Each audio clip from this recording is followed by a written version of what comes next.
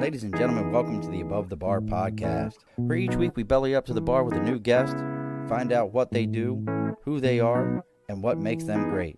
So sit back, relax, and enjoy.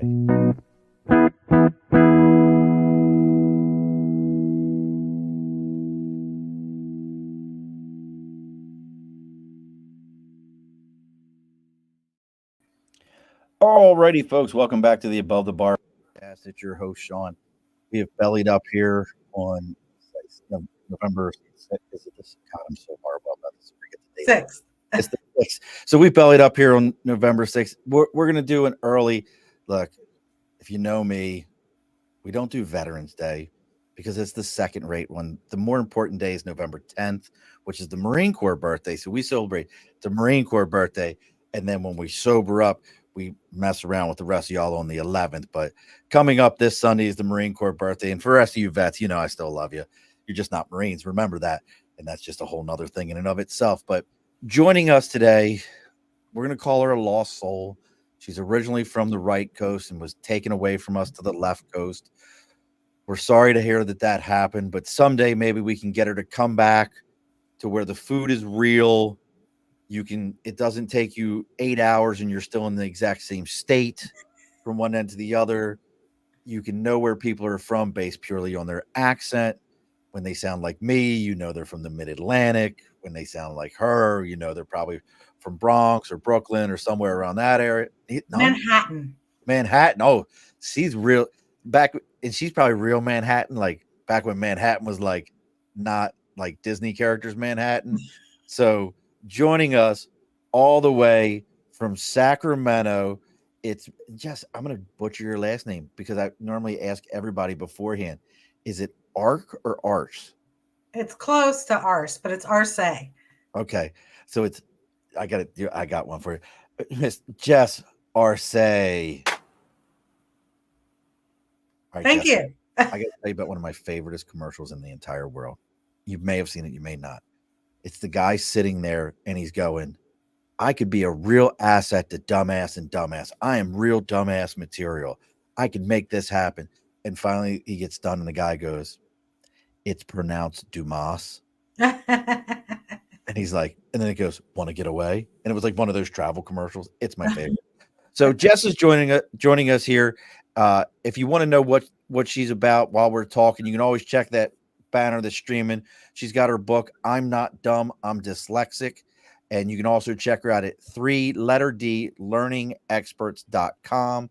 You can see what she's got going on over there. If you have questions, if you're finding me through Jess or Jess through me right now and you got questions, make sure you drop them into the chat there. We'll be able to answer them right here on the spots. If you have information you want to know about, maybe you have somebody in your family who's dyslexic, which we're going to talk about here in a moment, or you've heard things like, hey, I heard you can get it from not eating enough green vegetables. Like, I don't know. I'm just throwing some shit out there.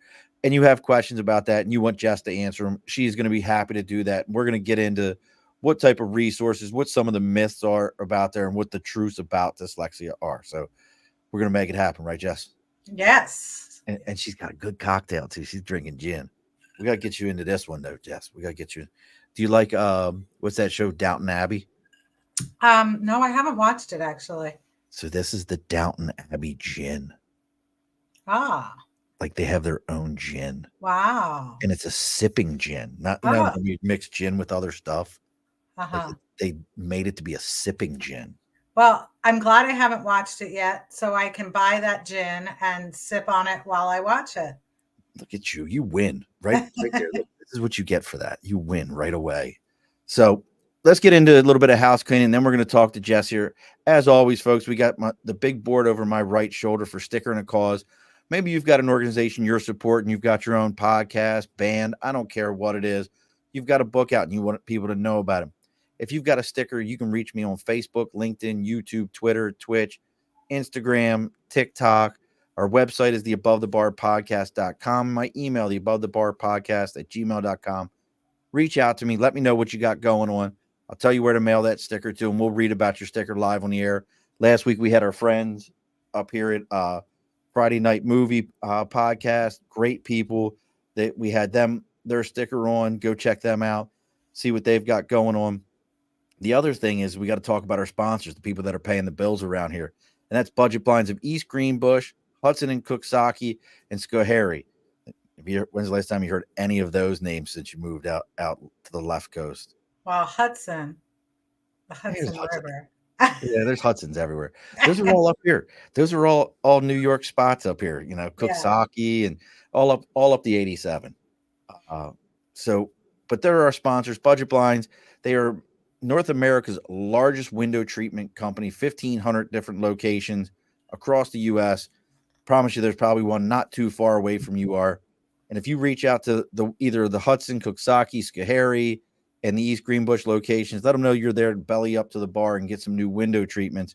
They're going to go ahead and take care of you and give you an extra 15% off of your order.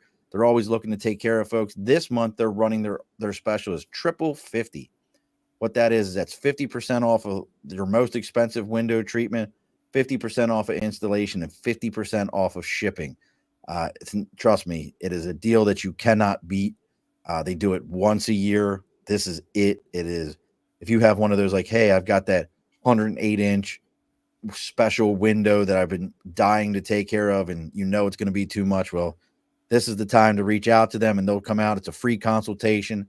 They bring the product with you. They show you what it looks like in the window. They show you everything, and before they walk out the door, you will know right there on the spot, all the way down to what they lovingly call New York State extortion fees. That's taxes, if you didn't know it. What it's going to cost you to get that new window treatment. So reach out to Budget Blinds of East Greenbush, Hudson and Cooksaki, and Budget Blinds of Schoharie. All right, Jess. Bills are paid. All right. How's that That's gin? nice. How's that gin?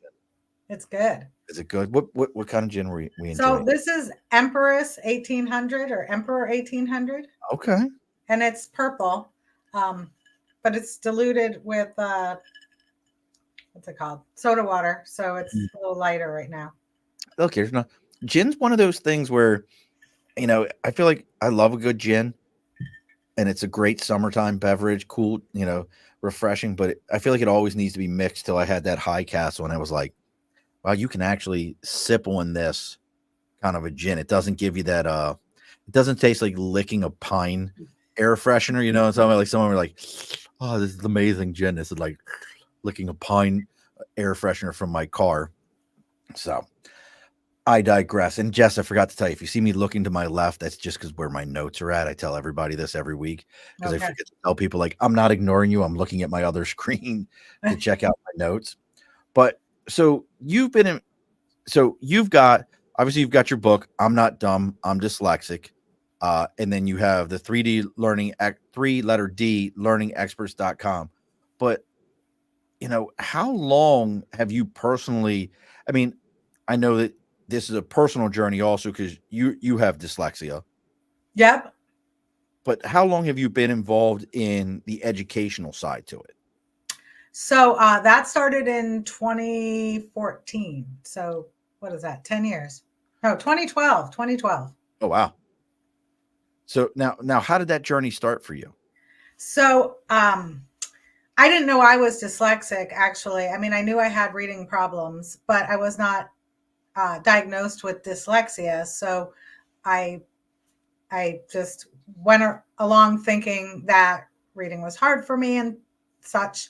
I can get more into that later. But my journey began when two of my 4 kids were diagnosed with dyslexia in Texas. And I had been trying to figure out why my daughter couldn't spell and why she couldn't cut with scissors and she couldn't draw pictures since she was 2, because I was a preschool teacher. And so I knew her motor skills were a little off when she was very young, but didn't get any answers until we moved to Texas. And then within a week, her 4th grade teacher said, oh, she's dyslexic, but they don't do the testing until the spring. So get her special ed services due to her ADHD. So we did that.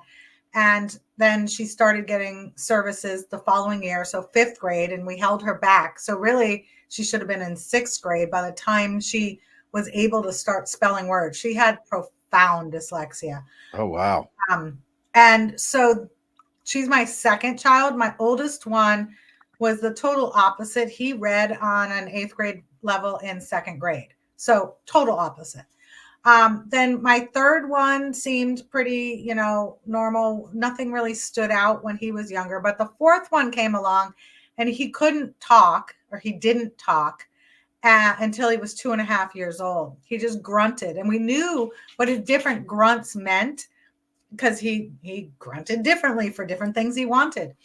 But so when he was in 2nd grade, first grade, they said, well, he's having some challenges. We want to test him. I said, test him for dyslexia.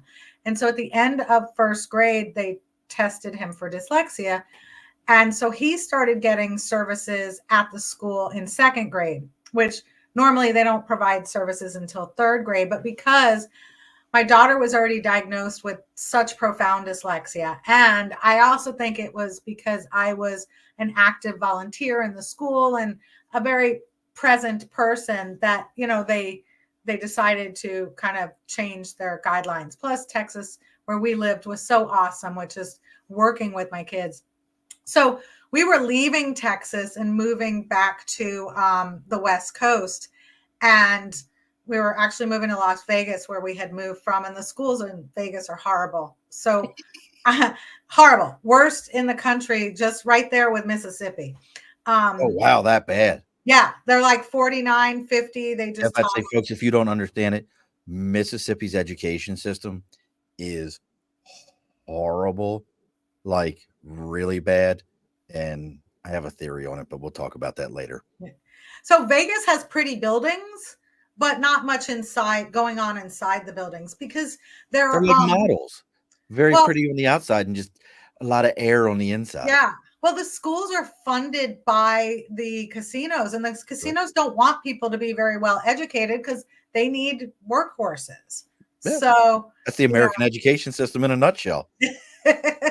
Yeah. So my intention was to homeschool my kids when we moved back, because when we left, we were rolling in dough because my husband was a mortgage lender and I was a realtor. Nice. But this was after 2008, so we were broke. Gotcha. Nope. Yep. I'm tracking. So anyway, I was planning on homeschooling. So my son's dyslexia teacher said, you need to learn how to help him in the way he'd understand. And that is how my journey started. So I'm curious about something that you said, that I wonder how many kids may be going undiagnosed, because when I heard you say, you didn't say he was necessarily nonverbal, but he definitely wasn't communicating where he should have.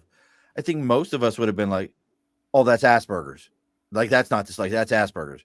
And that's what we want to call it. And we want to say they're on the spectrum for that and go right there, where dyslexia, and this is one of those, I don't know if it's a myth or not. I'm looking forward to hearing your answer on this. When I hear dyslexia, it's something, I don't have a better word for it, that you can be trained out of. Oh, you can. That's what we do. That is what my business does but you're always going to be dyslexic. Right. You'll always be that, but you can be trained. But we provide the tools so that dyslexic people can learn to read or spell or write better, because dyslexic people are usually of average or above average intelligence. Think of Albert Einstein, Henry Ford, Henry Winkler, famous people, Keanu Reeves. All of these people have or had dyslexia, and they, like Albert Einstein, they sent him home from school at age 5, said this kid is unteachable. Right. And the only reason we know today that he even had dyslexia is from his notes. Right. And the same thing with Leonardo da Vinci. His notes are very obvious that he was dyslexic as well. Interesting. Mm-hmm. And so it is a type of thing that look, I'm no doctor, folks. And if you take medical advice from me, you deserve everything you get. But it sounds like the type of thing that if you are having your child tested, you want to, like, hey, before we go right to autism and nonverbal and all that, can you please test for this also? Like, I don't know how that works together, because this is an eye opener for me. Because when I think of dyslexia, I think of the kid who, always writes the 3 in the backwards, and always, when they see a word, everything's just backwards to them. And that's what most people think dyslexia is, and it's Right. absolutely not. Most of our students may reverse a few letters or numbers, but it's not dyslexia that's causing it. It's more of a immature memory. They need more time to be able to work through it. Or for my youngest son, he reversed about half the letters of the alphabet and about half of his numbers until he was 16 and went to vision therapy. So for him, it was a visual processing issue. So, but that's what people think dyslexia is. Yeah, that was always my mindset towards it. And this I find interesting because my wife will tell you her oldest brother had dyslexia. We have one son who we know had it and has kind of, for lack of a better, kind of grown out of it. And then we have another one that we're in that, like, you're in second grade. Is it just you're not getting your 3s and your E's right? Or is it something else that's in there? So that's why for me this was absolutely fascinating. So then if it's not just that, hey, you're reversing everything, then what would we say dyslexia is then? Thank you for asking that question. So dyslexia, the word that you struggled with typing on the screen. Right, yes. Yeah. Dys means not or difficulty, and lexia means words. Dyslexia is literally difficulty with words. That's difficulty with reading words, difficulty with spelling words, and or difficulty with communicating words. And so now do we then, because what's interesting is I've never been tested. Growing up, I was a horrible reader, Mm-hmm. but I can talk all day long. I always have been able to. I struggle. You saw me spelling words. Mm-hmm. Is it how do they categorize that then? So it's in school, it's considered other learning impaired. And you were talking about when they're doing the autism test, doing the dyslexia test too, completely different people doing it. Right. So it's hard to get a dyslexia test, and it's not necessary. I've got a checklist that I would be happy to provide with your listeners and with you. Please. And that checklist, you can mark it off. And if you have at least 3 signs, it is probably dyslexia. So can you give us like a couple of those just for anybody listening? Absolutely. So reversing is one of the things on there, although that is not truly dyslexia. That is just something that often accompanies it. Delayed speaking, ear infections, messy bedroom. Let's see, what else? Difficulty learning to tie your shoelaces. Mixing up prepositions like and, but, so. Another big one is if you're looking at a big word like confident and you read that word constitute, that's a very common, just anything like that. It doesn't even have to be a huge word, but people with dyslexia often will read the first letter and the last letter and guess what's in between those letters. All right. So you just named my 7-year-old, and you also named me. There's a good chance. So that's a question then. So how often then, like just the things you're saying, it sounds like it should be a lot more common, but we don't want to name it. Oh, it's a lot more common than people think. What percentage of people do you think in America have dyslexia? Well, I've got your notes over here. Oh, all right. Well, I mean, 1 in 5. Yeah. 1 in 5 people are dyslexic. So that's 20% of our nation have some degree of dyslexia. And so why not talk about that then? Oh, well, so in 1978, when the federal government decided to start providing special ed services in schools and said that we'll pay half and the state will pay the other half, they did not expect dyslexia to be so prevalent. They thought they were just going to provide services for, a few kids who have lower IQ or, things like that. So, the US government did most of the testing or most of the research on dyslexia that took place in this country for the first 30, 40 years.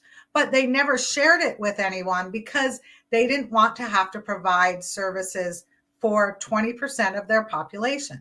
So it's about money. It's always about money, right? And look,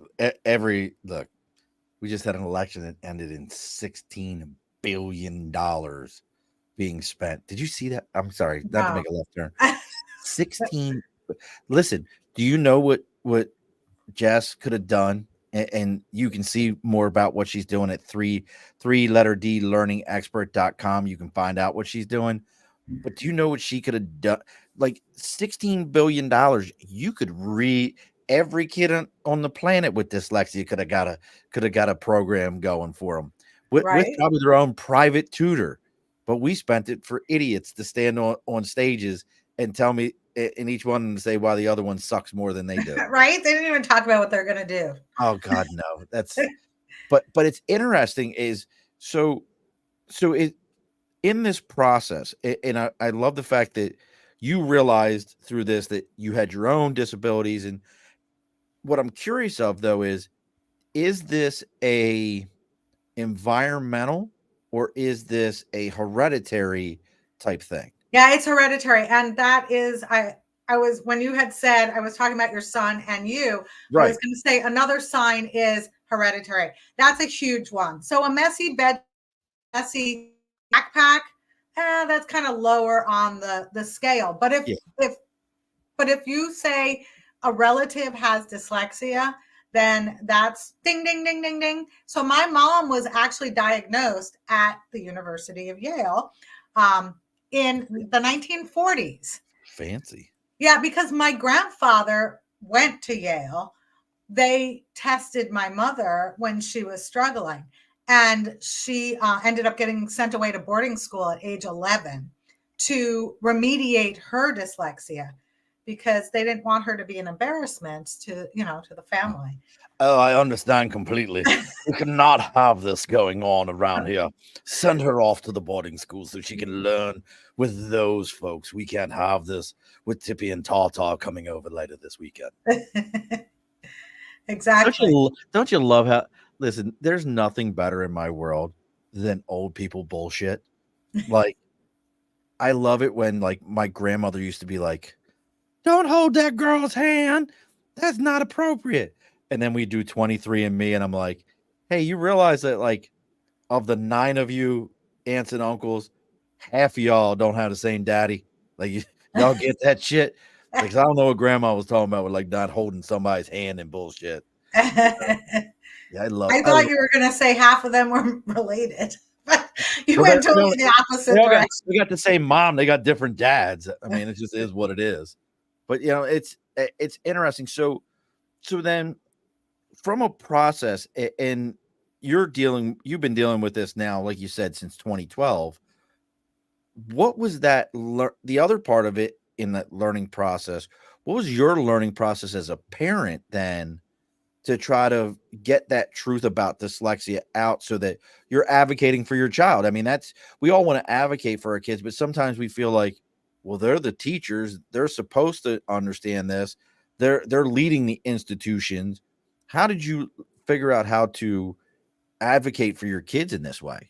So I was very fortunate when my kids were diagnosed because well-educated. Texas was probably the only state at the time that provided services. Colorado also a little bit, but Texas, if you were in a middle class or higher area, you were able to get dyslexia services. What I have discovered since leaving Texas is the lower income communities don't have those services within all their schools.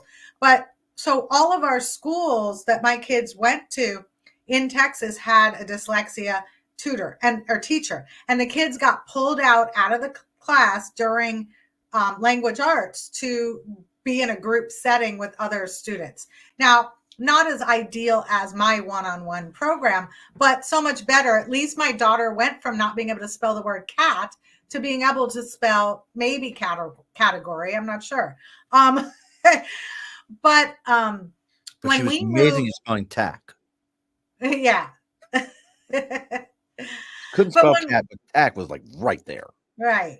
But not until she learned. I mean, she couldn't spell anything. She just Wow. I mean, like when I'm hearing this again, this is not what comes to mind to me about dyslexia. And folks, if you're just joining us and you have questions, please, ask Jess questions. I now pronounce her last name properly. It's Arce, Arce, no, it's per Arce, se. Arce. It's very French, Arce, like Francais. It's actually Spanish. Is it Arce is Spanish? It's, I mean, if my husband, like at my wedding, they said, how do you pronounce it? He's Arce. I can't roll my Arce. R's very Listen, well. Giornito, listen to me. It's Arce. Yeah, there you go. You got it. See, I But gotta get in my, but you can see what Jess has going on. But I mean, every time I hear you say that, I as a dad, I'm sitting back and going, but that's not what that is. But this is what you do. I understand that, but it's like, wow, how many times are children being overlooked or medicated or treated in the wrong, down the wrong hall because this starting point that you're talking about sounds like Asperger's that we've been told it's everywhere now. It's like, it's in the food, it's everything. Like how many times are kids being misdiagnosed in this manner? a lot. And I had a student who he was diagnosed with autism, and he is autistic, but mom was like, I think he's dyslexic too. I think he's dyslexic too. They would never look beyond the autism disorder label. They just stuck with that. And again, I want to point out my daughter's dyslexia is much more severe than the average person's, right? So I mean, your child may be able to spell the word cat by fourth or fifth grade. Mine couldn't. So, that's she's still, struggles as an adult. She hates to read still, and she's had intervention, right? But my youngest son, who he's got 8 neurodiversities, and autism spectrum is one of them. Although the doctors did not diagnose him with autism, I say he's on the spectrum, but mild, moderate. But he reads amazing and all the time. And by 10th grade, he was reading on an 11th grade reading level. So was it early intervention, or was it he just wasn't as severe? I don't know, because he got his intervention in 2nd grade versus my daughter, who should have been in 6th grade at the point that she started getting intervention. So she was already halfway done with her educational career. Well, the other side to that is the fact that the schools allowed it to get that far. Oh, yeah. I mean, we were friends with her 2nd grade teacher. She could come over to dinner at our house. And literally she was like, well, she's not that bad. Other kids are worse than her. But my daughter was cheating during the tests because they would partner the kid who struggles more with the kid who's really good. Thinking that they would bring the other child up. Right. But dyslexic people are bright, and they figure out ways to survive, right? So my daughter, literally, I watched her cheat in 2nd grade when I was volunteering in the classroom one day when they were taking a test, and she's looking over the little cardboard thing there. And so, yeah, they ignore it. I mean, we just finished tutoring a 20-year-old. Well, he's 22 now. He was 20 when he started tutoring with us. He graduated high school on a 3rd grade reading level. What do you think, and folks, again, we're going to talk about Jess's book here in a minute. I'm just so I always have equated. So my background, I spent my first 6 years in Catholic school, and I always say that the reason I made it as far as I did was my parents' tuition check never bounced. That check was good. Catholic school education. I can still write in cursive. It ain't pretty, but I can do it. But and then just as I went from 6th into 7th from Catholic school into public school, My mom sent me to a tutor, and I'll never forget. My tutor was a principal in Baltimore City and was the parent of one of the kids I went to school with that I couldn't stand. Um, and I'll never, because he was like A student, all the other bullshit. And here I am, like getting harassed. And then his dad goes, he should never be at the grade level he's at right now. He can't read. He's going into 7th grade and reads at like a 3rd grade level. There's no reason for this. Tuition check never bounced. But I wonder, like, you're opening my eyes. And look, folks, check out what Jess has got going on here.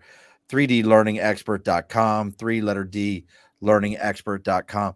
You're just opening my eyes as a person to think, nobody tested me. I didn't fucking test. You know, I'm such a Goomba. Like, if you'd have been like, we're going to test you, I'd be like, I'm not a sped. You're not sending me that bull. Like, I'd have been that kid. Like, you'd have never. So, I mean, that's the other side now. This thought just came to me. How do you approach young children who there is these stigmas? You know, and your book title goes right with it. I'm not dumb. I'm dyslexic. But how do you approach children who, you know, their parents are saying, hey, they're struggling. We're seeing this. We think there's something there, to get that child to understand, like, hey, you're not dumb. You just have something that we can help you get beyond. How do you even approach them? So most of the kids know that they're not dumb, but they don't understand why they can't keep up with Johnny over there, who is dumb. Like, Johnny is so stupid, but he's reading better than me. Why is that? They don't understand that.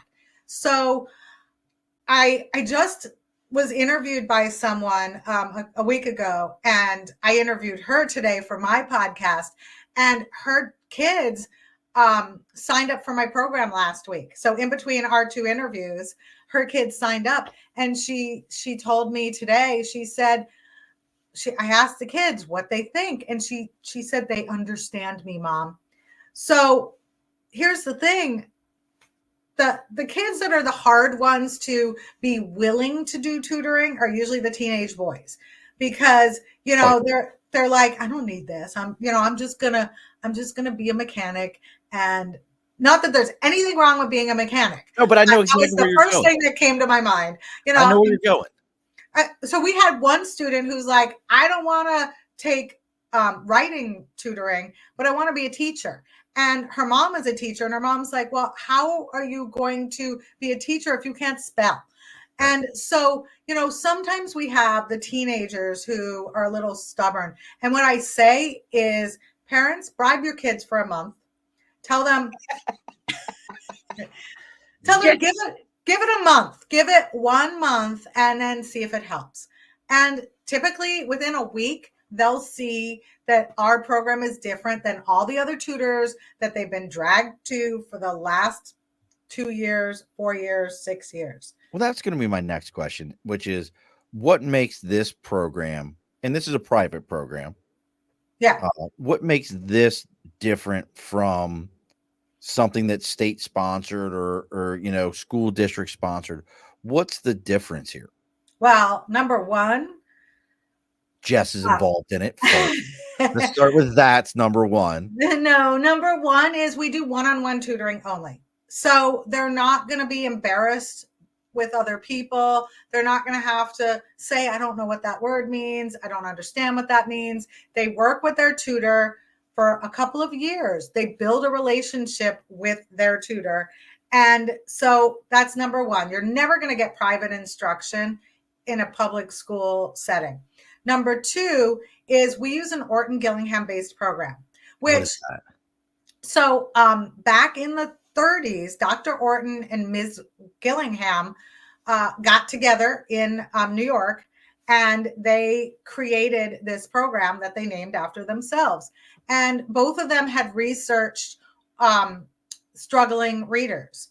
And so this program is systematic, it's structured, it builds on itself. So it starts with sounds. That's where we start the program. Some dyslexic people have a lot of difficulty hearing sounds. My husband was one of them. I tutored my husband when he was 44 years old because he couldn't pass his mortgage exam. And like I said earlier, he had been a mortgage lender for years. But after 2008, they started requiring people to take a test, and he could not pass the test. He took it 4 times and failed.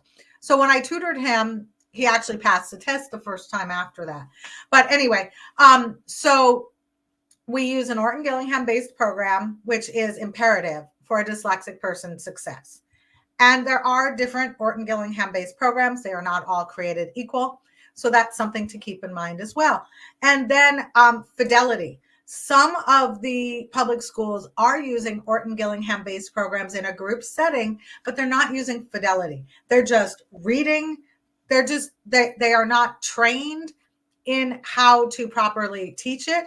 They're just teaching what they see in the book, and they really don't understand why or how, what they need to be teaching the students. So those are the 3 main reasons why what you're going to get in the public school is not going to work. Most of the time, if they have them go to special ed. Special ed is not Orton Gillingham based. It's what is it? R whatever it's called. I don't know. And special education, unfortunately, is such a broad term, right? That they're trying to take a program that a kid who has dyslexia is not the same as a kid who comes from a situation where they do truly have a form of autism or something, where, hey, we're just trying to get you to learn how to use the sink.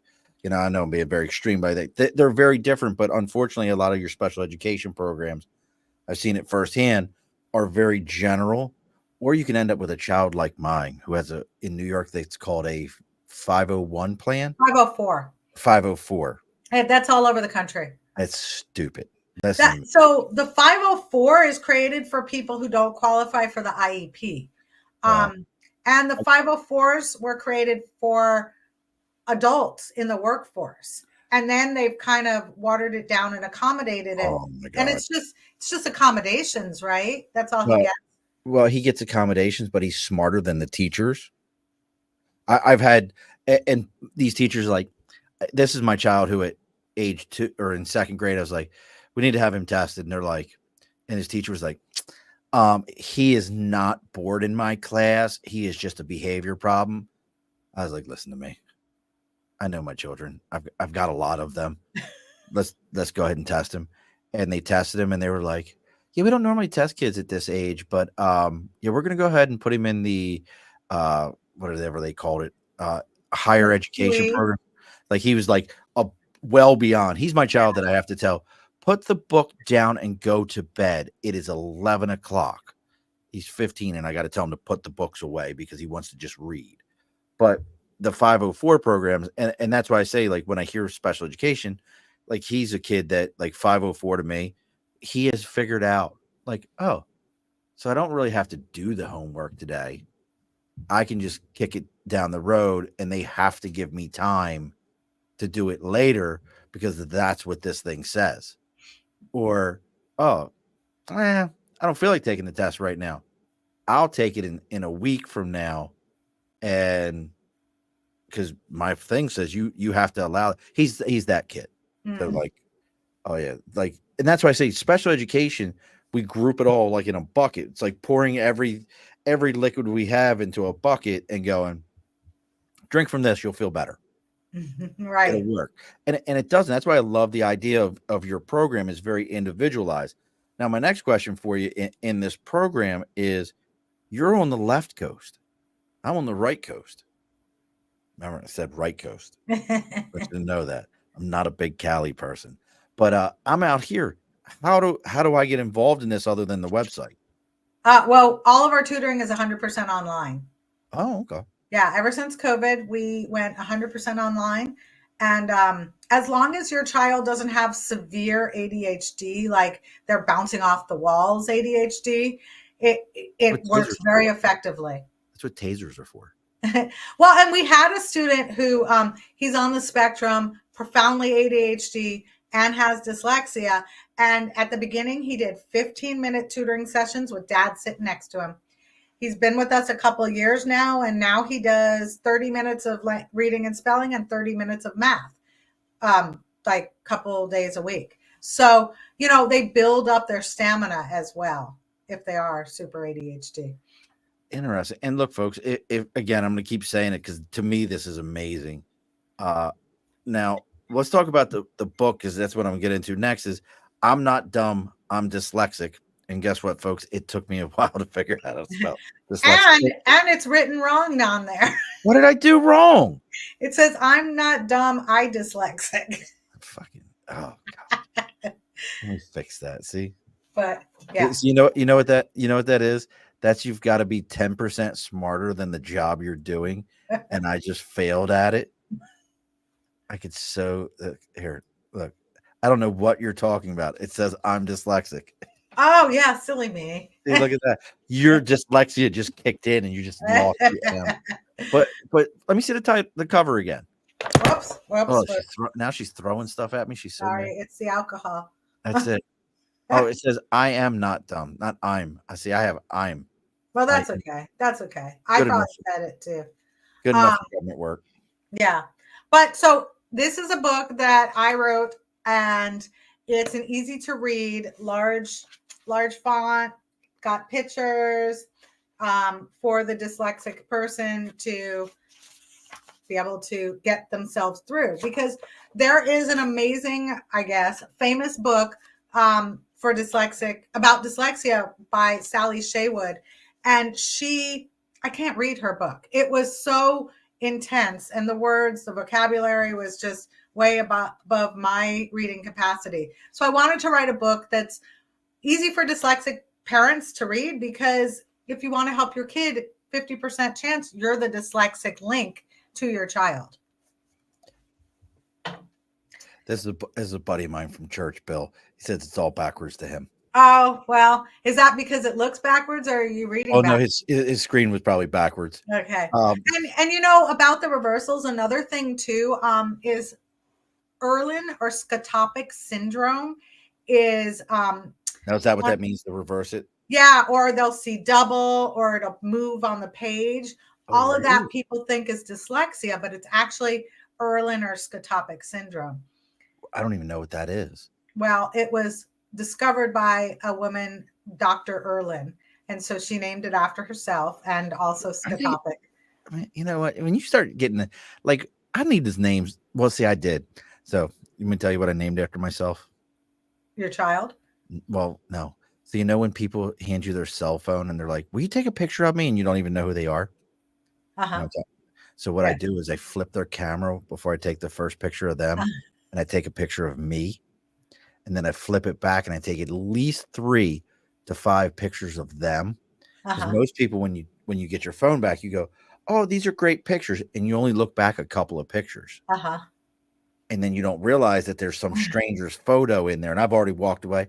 I call it murphing someone's camera. Oh, okay.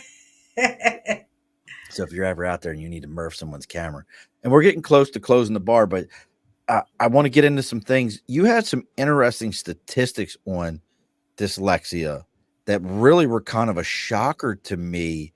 And in my mind, they got into some of the social stigmas and people who, we put such a weight on education and learning, and, you got to be the smartest kid and you've got to do all these things, which really affects self-esteem. If a kid can't get into it, if they feel like they're not learning.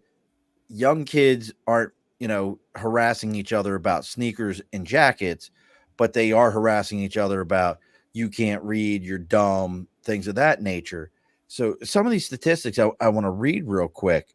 89% of suicide notes have dyslexic type spelling struggles in them.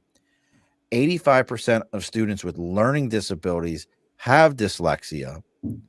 85% of youth in juvenile detention facilities have disabilities that make them eligible for special education services. I thought that was very interesting, because there's something that just recently up here in New York, I'll tell you about, up in Syracuse. Yet 37% receive these services while in school. And the Department of Education reports that 60% of American inmates are illiterate, and 85% of all juvenile offenders have reading problems. Like those are huge numbers. And that goes back to being able to read, being able to educate yourself, being able to understand what's out there. Um, but what this actually made me think about, they just a judge in Syracuse, back in your home state, New York, a Yeah, I judge. know where it is. In case you forgot, Syracuse was here.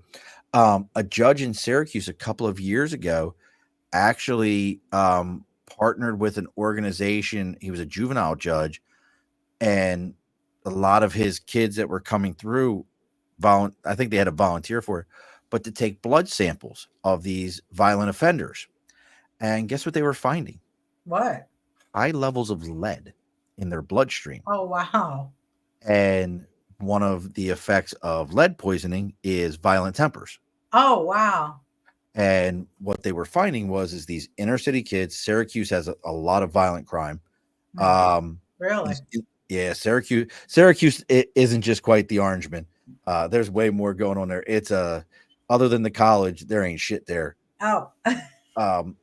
But what it just reminds me as you're saying this, you've got all these kids struggling learning, and then we have these kids in inner city areas where we've still got lead piping, we've got lead in the water that it was cheap, and they're drinking it, they're ingesting this. They're not going out and getting Perrier and Starbucks coffees on the way to school in the morning. It is what it is. It's in the food, it's in the water systems. Look at Flint, Michigan. And then I think about what you're talking about. How much is all this kind of tying in together from an education standpoint? It's very interesting. Have you approached any school systems with this program? I've approached a lot of private schools, and I've never really gotten anywhere with them. Not even Montessori's? Like I would think like a Montessori would be all over this. I have thought of going to Montessori's. Because a lot of times parents will think a Montessori is a perfect setting for their dyslexic child because it's multi-sensory. Right. But the problem with Montessori, I now understand, is, and this is over the years of talking to parents of children in Montessori school who become our students. The problem is that once they reach first grade, they are expected to complete their assignments independently in a timely manner. It's not that they have all the time in the world to get their assignments done. Well, most dyslexic people have executive functioning challenges, especially when they're younger. So they're not going to get their assignments done in a timely manner. And if they have to read something and reading's difficult, they're going to avoid doing it. So, and there's not as much hands-on after kindergarten in Montessori. So it's definitely not as effective as one would think when they first learn about Montessori. But schools aren't super, super into the idea. I mean, like I said, the private schools where you would think that they would like to have it as a resource. Absolutely. Because I said to the schools, I've got teachers in 4 different states right now.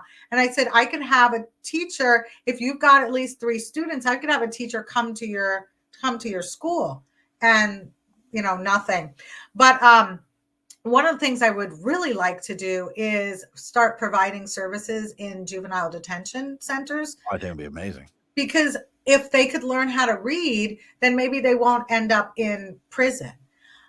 Did you know that the prison cells, they plan how many prison cells they're going to need based on the 3rd grade reading levels of students? So they project it 9 years from now, if most of our 3rd graders are not reading on grade level, we need to have X number of prison cells. I'm not surprised. Listen, I fall into a weird category. I'm very into prison reform. I believe it fully. I know a lot of people are like, oh, it's bullshit. Well, guess what? When you realize how the system is put together, like, hey, let's put a guy in jail before he's ever sentenced to anything, and his family has no income, and he's the only source of income, and all these other things. But when I hear this, especially, that just makes me think about corporate prisons, because states aren't doing that. No state is going out and going, well, let's see, do you got the test scores? Let's go ahead and increase the bed space. But corporations who are going, hey, we trade people like they're stock. If you didn't know that, folks, go look into it. If you know someone who's incarcerated, when they go from prison A to prison B, they're being traded like stock because they have a number, and these prison systems gain more and more income off of this. Also, when you look into the corporate prison system, they come into towns that are falling apart and they go, hey, we'll employ the whole town. Just let us build this prison right here. And what ends up happening in those small towns is the families can't afford to keep going back and forth and back and forth. So what do those families do? They move to the town where the prison is. Well, typically most of those families are families that have a history of a criminal background. So what did you just bring to this small town? A criminal background that did not exist in it before. And when they get out, well, guess what? I was in prison in this small town. I've gotten out of prison from this small town, but my family's already here in the small town. Well, I'm not leaving, but because I'm not educated, because I didn't learn a real skill, none of these things, I'm going to stay here in this town, creating more crime so that I can go right back in that same building I just left. It sounds completely viable. I just watched Martha Stewart's documentary, and she said there's no prison reform, going on. I mean, it's so, yeah, I mean, business. We can't say prison reform works or doesn't work because they don't do it. It doesn't exist. Here's one for you. Not to get too much into election stuff, but go back to the 2016 election. No, correct myself. Go back to Obama's first term was 2004. Here's one for you. If you go back and look, when Obama's term was 2004, Bernie Sanders running for president. Bernie Sanders was running on a platform to end corporate prisons in the United States. That was one of his big things. I don't know if anybody remembers that. I don't mean to make a left turn here, folks, but it was one of his big things. Let's end corporate prisons in the United States. Why should we have this? FYI, folks, if you didn't know it, all those ISIS facilities in California that everybody was so upset about and were holding all these kids and separating families, they were private companies that were hired to hold those families. They were not federal employees working for ICE, just an FYI. But that was the big thing he ran on. Well, when he ran on that, there was actually a law that got passed. It made it through the House. It made it to the Senate that we were going to end this in the United States. You watch those companies' stocks just crash. Oh, really? They were all going away. The minute Obama got in office, it went away. Do you know what? And do you know what the Hispanic population, especially in Texas, referred to him as? The Porter-in-Chief. He was actually one of the highest sitting presidents, deported more people than any other. It was a huge thing. He was known as the Porter-in-Chief. It was huge. And I get into this because I look at it and I go, you've got an entire population that we're using as slave labor. We're using, because of all the things that you're talking about, their education levels. 85% of students with learning disabilities have dyslexia. 85% of juveniles in detention facilities are eligible for special education services, something that your system could offer to those kids. But we would rather keep them in that cycle. That's who makes McDonald's uniforms, is in prison systems. There's all kinds of stuff that are these corporations, because it's a corporate prison. Well, now we have a labor force for you there. We can make your uniform in the United States for pennies on the dollar. Wow. I don't know if you knew any of these things, but I didn't, but they just had a proposition in California about to stop the slave labor in the prisons. And I was like, they do that? Yeah. And my son educated me on it. So like 17 cents an hour.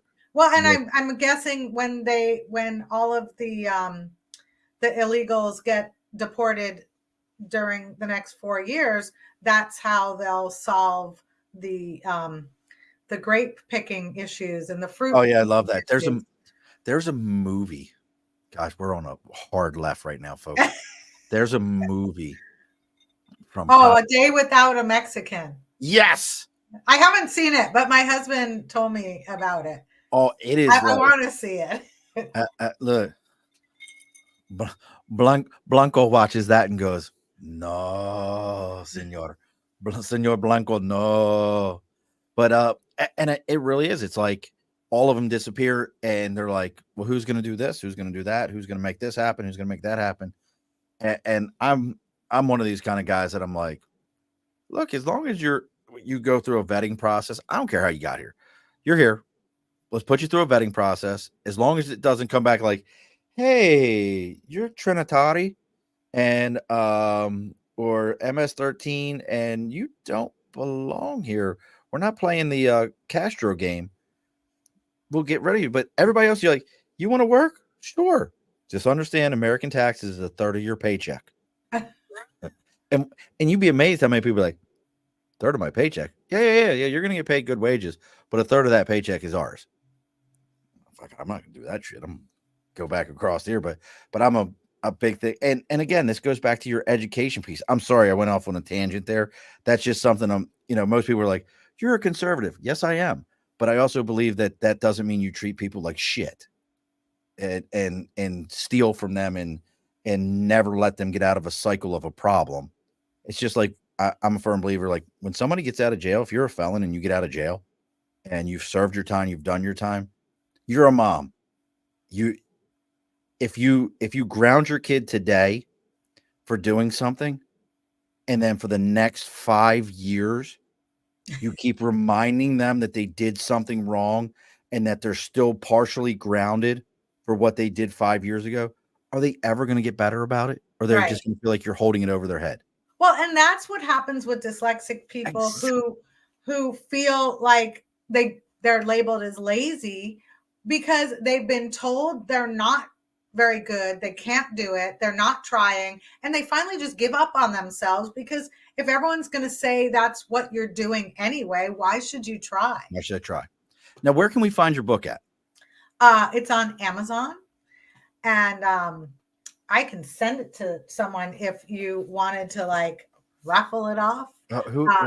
Who's still like? I don't know. Let's see who's watching right. Well, here's what we'll do.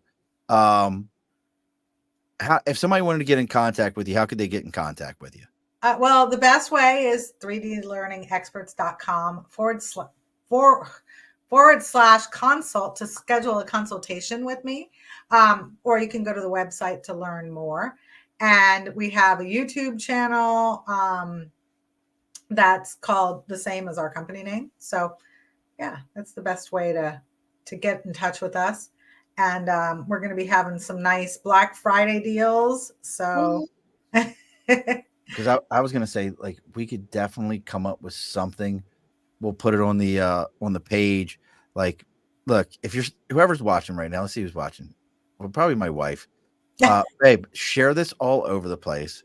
And then the first person that can type in the word dyslexia right now properly, spell it properly, you're going to get a free copy of Jess's book. So whoever's watching right now, type in the word dyslexia into the chat. The first one I see pops up is getting a free copy of Jess's book.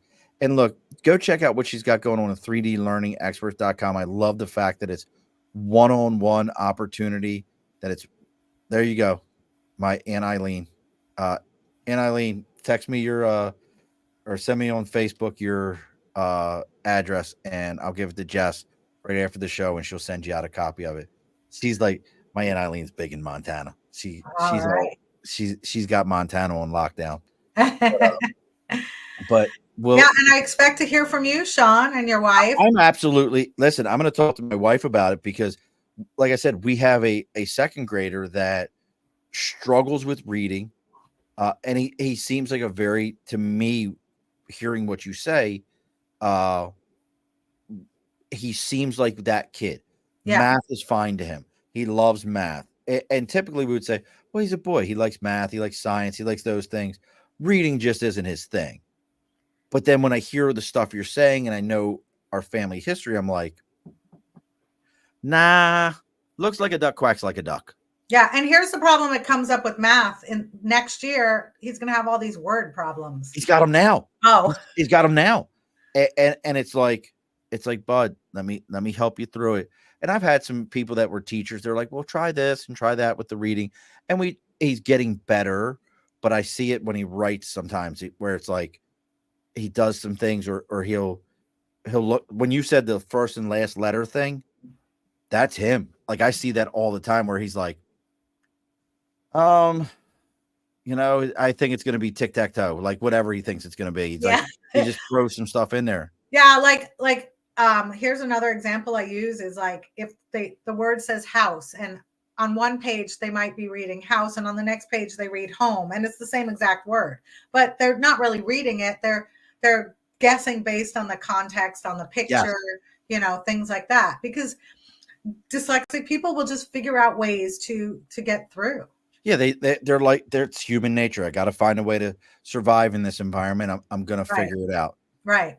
And we can help your 15-year-old if he still needs help with spelling or anything like that. No, the 15-year-old's good. He's just a lazy son. Like is he though? Or has he just what it is he has ADHD. Pretty good. 70% of our students have ADHD. I didn't want to hit that button. We're done. We're done. We're cutting this off. No, I think like that of all my children, he's the one that like,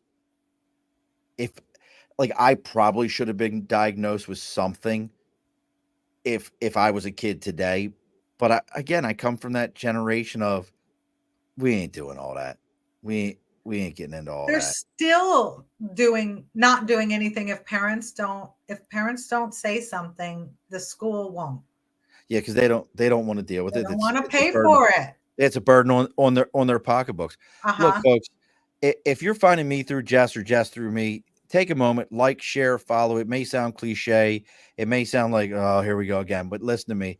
That's how these messages get out. That's how these things happen. Take your time. Do those things for us. It really makes a huge difference for both of us. If you're looking for her programs, you want to know about what she's got going on, make sure you're checking out 3learningexpert.com. Buy 100 copies. Everybody who's listened, buy 100 copies of her book. I'm not dumb. I am not dumb. I'm dyslexic. Give them as Christmas gifts. Give them as stocking stuffers. Give them to somebody you work with that you know is probably dyslexic, and you're like, listen, you just can't listen. Read this. It'll help you out. Make sure you're doing those things. Next week, we've got, I was actually on this person's show. Her name is Tab Bartley. She has a podcast called The Oath We Took Podcast. She's amazing. I was on her podcast a while ago. She's another Marine. She's going to come onto our podcast. We're going to talk about her story as a Marine, getting into the Marine Corps, getting out of the Marine Corps.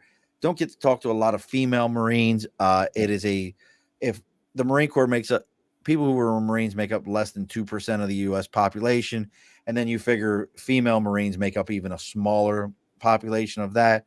So having an opportunity to have somebody on who's doing well for themselves, has a podcast of their own, has some things going. So that's going to be next week, 8 p.m. Eastern Standard Time. Make sure you join us on that.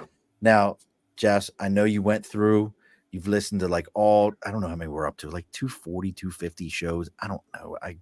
I forget all the time, but I know you listen to all of them. You binged all this. You've sucked it all. Absolutely.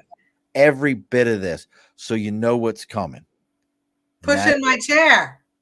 The last line always every episode is be sure to push your stool in. Oh, is that not what you're going to ask me? I love a good double entendre.